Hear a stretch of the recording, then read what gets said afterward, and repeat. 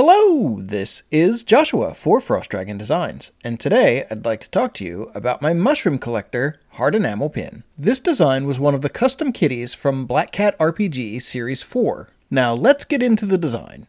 So Series 4 was my Zodiac cats. I based the first 12 pins off of the 12 signs of the Western Zodiac, but that did not mean that the custom kitties needed to be Zodiac related, although a couple of them had ties to Zodiac, like Tranquility Pin was basically a Capricorn variation, and then also one of the other ones, the Ignis Lupus, was inspired by a non-Zodiac constellation. Also, before I get too far into this, I'd like to point out how good that sketch that's on the left-hand side looks. My sketches are usually really, really ugly, and I think for one of my sketches leading up to a pin design, that's pretty good. It's also surprisingly close to what the final pin design ends up looking like. Now, as for the design itself, this was one of the Custom Kitties. In Custom Kitties, I still am the artist, but one of the backers basically sponsors a pin. They back at the Custom Kitty tier, and they have basically the role of an art director. They tell me what their vision for the pin is, as best they can describe it or show, or however they want to show that. And then I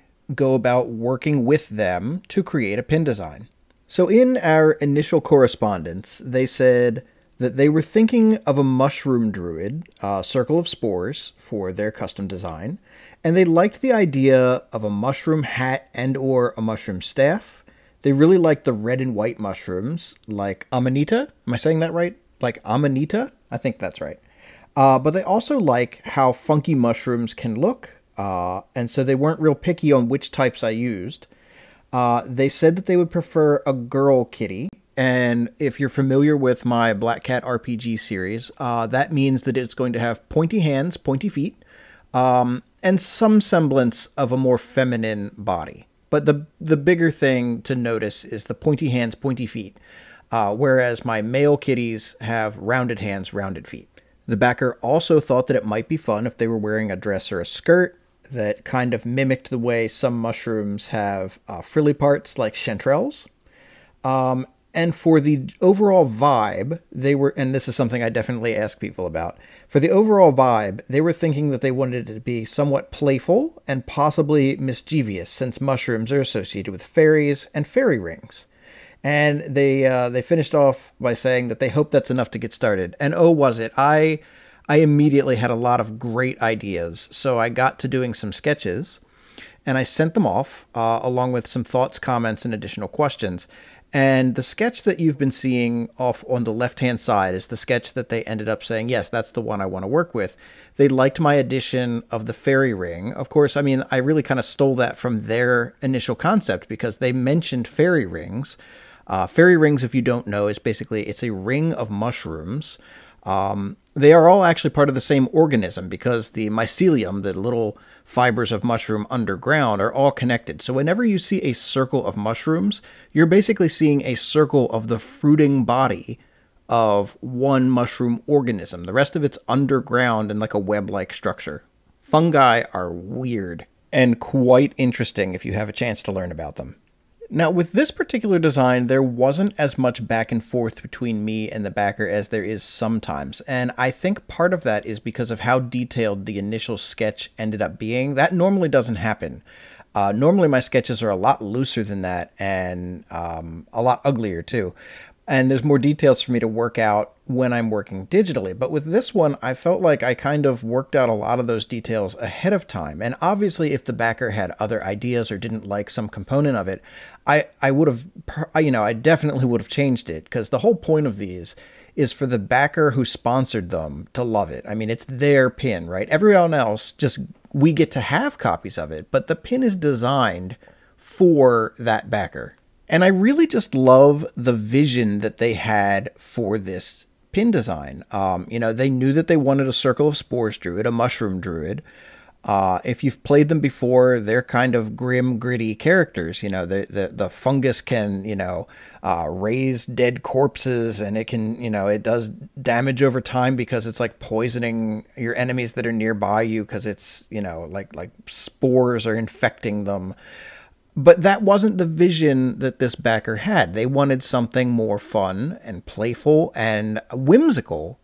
And I love that about this design because it is whimsical. She's got a giant mushroom cap on her head. She's wielding a staff that's clearly also another giant mushroom.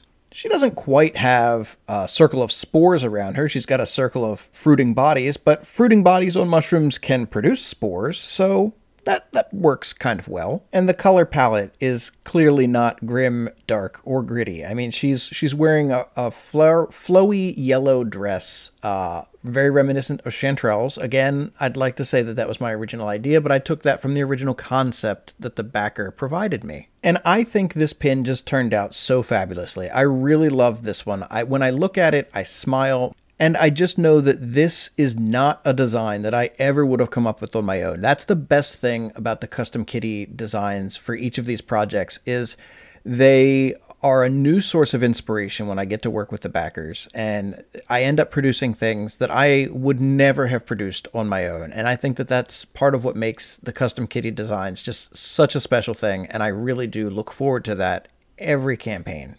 One of the challenges for this design, though, really was the inclusion of that fairy ring, of that ring of mushrooms that they're standing in. Part of it was that I didn't want it to be completely connected. I love with some pin designs how there's almost the illusion that a piece really shouldn't be connected, but it is. I don't know how to explain that any better, but what I really wanted to do with this was I wanted it to look like some of them were just kind of off separate from the rest of the pin while still being physically connected, because they have to be physically connected. Otherwise, it's a separate pin, right? So there has to be a physical connection. But I wanted to keep that ring of mushrooms to feel as separate from the character as I could. I wanted it to almost feel like they were, floating separately of their own accord. So there was kind of a trick of an illusion happening with that I needed to kind of balance them looking like they're encircling her without crowding in. Overall, I am exceedingly pleased with how this pin design came out.